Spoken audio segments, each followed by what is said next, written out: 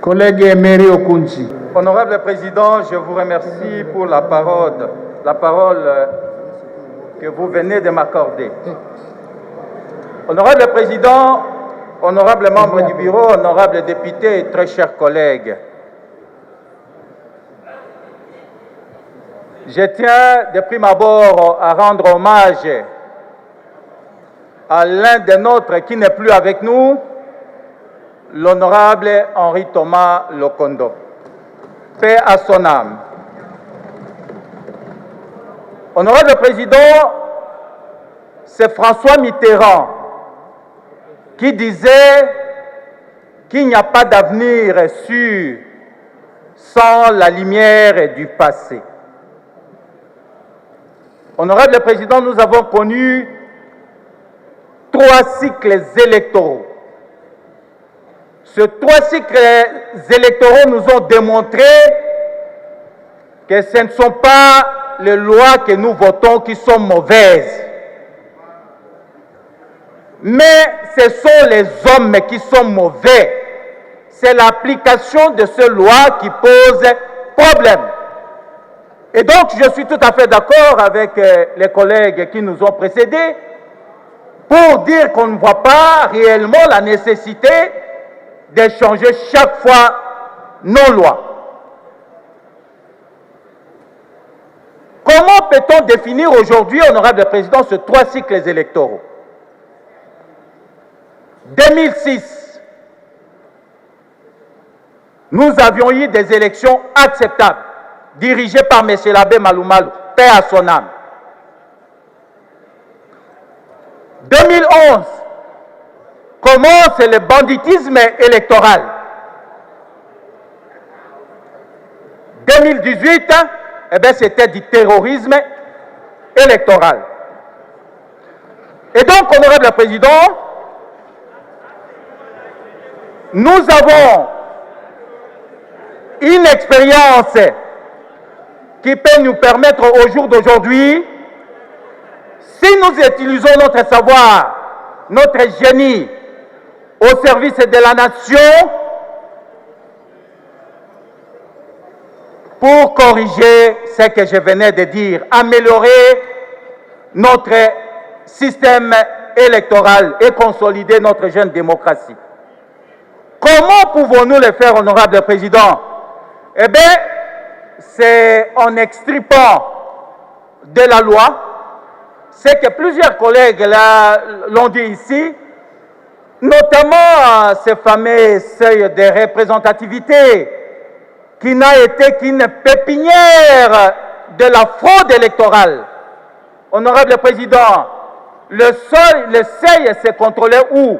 Ce n'était pas dans la CENI, c'était en dehors de la CENI.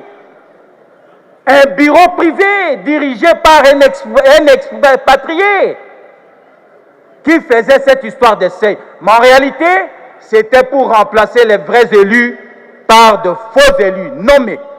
Ce qui est contraire à la définition même des élections, honorable Président.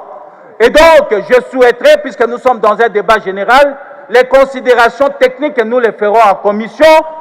Je souhaiterais dire à mes collègues que rendons cette loi simple, efficace, réaliste, qui tient compte de nos réalités, non seulement nos réalités politiques, mais aussi sociologiques.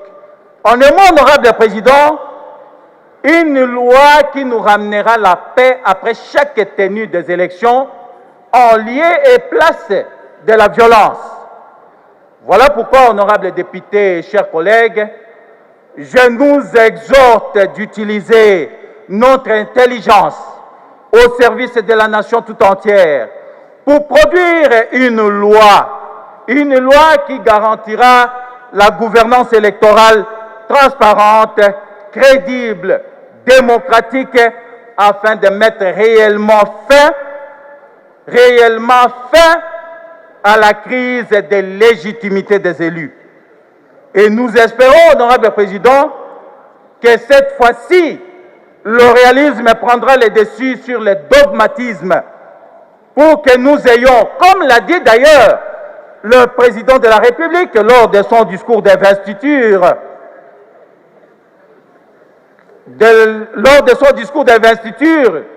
que le mode de scrutin doit s'adapter à nos réalités, à nous, et il faut que nous ayons une loi électorale qui garantisse l'équilibre pour tous les citoyens. Honorable Président, qu'est-ce que je vais dire pratiquement? Il faut, que nous puissions, comme l'ont dit d'autres collègues, que nous puissions faire sauter le seuil de représentativité qui n'a été qu'une machine pour tricher. 2, faire sauter cette histoire d'interdire aux membres de famille dans la suppléance. Honorable Président, j'ai un fils dans cette salle qui a été pendant la transition, pendant le birodage avec vous, et qui a prouvé de quoi il est capable. Gaël, pour ne pas les citer, il a prouvé de quoi il était capable, là où vous êtes. Et donc, ça n'a pas d'importance, Honorable Président. Et en plus, cette disposition énerve l'article 13 de la Constitution. Encore une minute, encore une minute. Merci, Honorable Président. Nous devons revoir la caution. C'est aussi discriminatoire.